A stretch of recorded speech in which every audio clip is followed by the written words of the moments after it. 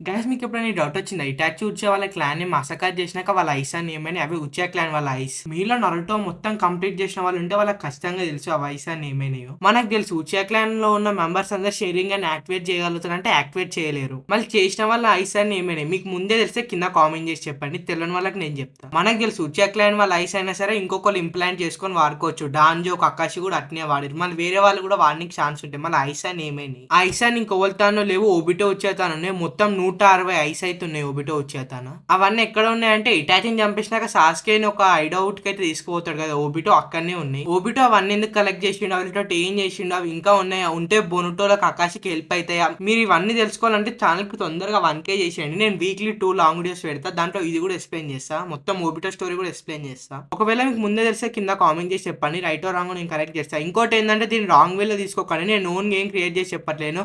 యానిమీలా మాంగాలా ఏది ఉందో అదే మీకు నేను చెప్తాను.